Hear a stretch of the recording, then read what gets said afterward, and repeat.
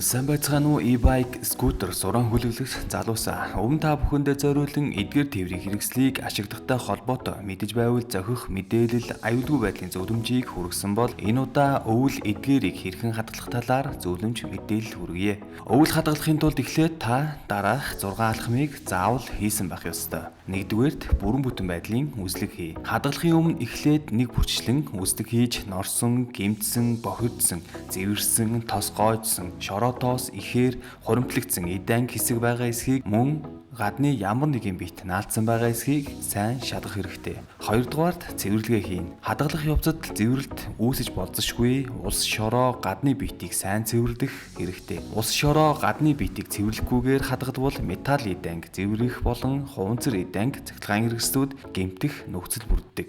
3-дугаарт хатааж хуурай болгох. Цэвэрлэгийг та нойтон алчуур, салфитэг, ус, цэвэрлэгч бодис гээд юуг ашиглаж яаж хийснээс үл хамааран заавал бүх эдэнг деталийг бүрэн хатааж 100% хуурай болгосон байх ёстой. Хатаалт хийлгүүгээр хадгалбал өмнө дурдсанчлан ус чийг нь цэвэрлэлт үүсгэж электрон эдэнгүүдийг гэмтээдэг. 4-дүгээрт тос тослогоо хийх. Цэвэрлэж хатаасны дараа механик эдэнг хэсгүүдийг тослох хэрэгтэй. Дугуйны тэнхлэг, тоормсны диск, хөлийн түвшлэг, дөрөөний механизм, эвхдэг механизм, эрзэнэн холбот, залгуур болон хөдөлгөөнт механик эдэнгүүдийг тослох шаардлагатай. Тослогоо хийхдээ дурын тос тослогооны материал ашиглахаас зайлсхийж эдгээр төрлийн тээврийн хэрэгсэлд зориулсан зориултын тос заслагыг ашиглах хэрэгтэй. Эдгээрийг тослож хадгалснаар бүх төрлийн цэвэрлэлт, бичил хагаралт, цууралт үүсэлтээс сэргийлж анхны төлөв байдлаар нь байлгах боломж хүрдэнэ. 5-дугаарт дугуйг бэлдэх. Эдгээр тээврийн хэрэгслийг яаж хадгалахаас хамааруулж дугуйг бэлдэх шаардлагатай. Та дугуйгаар нь газарт хүргэж босоо хадгалах бол дугуйн хийн даралтыг үйлдвэрлэгчээс зөвлөсөн хамгийн дээд хэмжээгээр хийлж хадгалан өлгөж хөндөй хадгалах бол үйлдвэрлэгчээс зөвлөсөн хэмжээг 50% бууруулж хийг гарган хадгалах ёстой.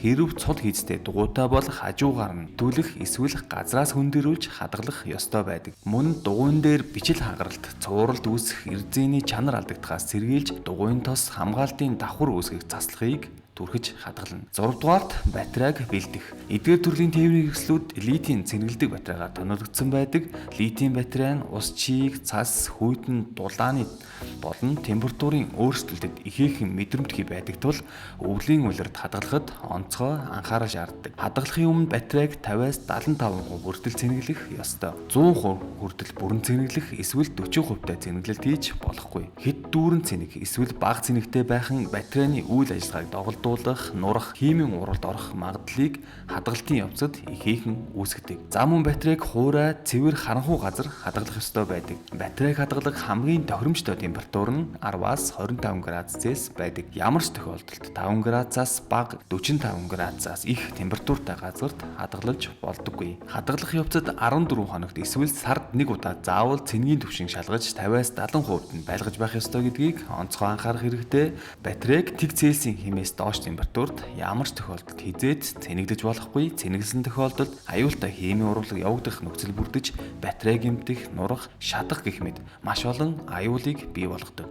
За ингээд дор хаяж эдгээр 6 алхмуудыг заавал хийсний дараа хадгална. Нэмж дуртахад эдгээр тээврийн хэрэгслүүдийг хуурай, цэвэр, чийггүй, температурын огцом хэлбэлцэлгүй, тасалгааны температуртай газар хадгалахыг үйлдвэрлэгчээс зөвлөдөг тул аль болох балкон, амбар, гараж гэх мэт хүйтэн газруудад хадгалахгүй байхыг хичээх хэрэгтэй. Зайлшгүй хадгалах шаардлага үүсвэл батарейг салгаж тусад нь хадгалах, тээврийн хэрэгслээ амьсгалдаг, ус чийг, тоос нэвтэрдэг, дулаалгаар хучиж цуглах, анхны сабаглаа боодлон байдаг бол түүний ашиглах гэх мэтээр аюулгүй байдлын шаардлагад аль болох нийцүүлэхийг хичээх хэрэгтэй. Ингэснээр та өөрийн e-bike, скутер, сурооно өвөл хадгалаад дахин ашиглахдаа анхны төлөв байдлаар нь техникийн бүрэн бүтэн найдвартай ажиллагаатайгаар аюулгүй байдлын түвшинд бүрэн хангаж дахин ашиглах боломжтой болох юм аа. За ингээд анхаарал хандуулсан та бүхэндээ баярлалаа. Та бүхэндээ амжилт хүсье.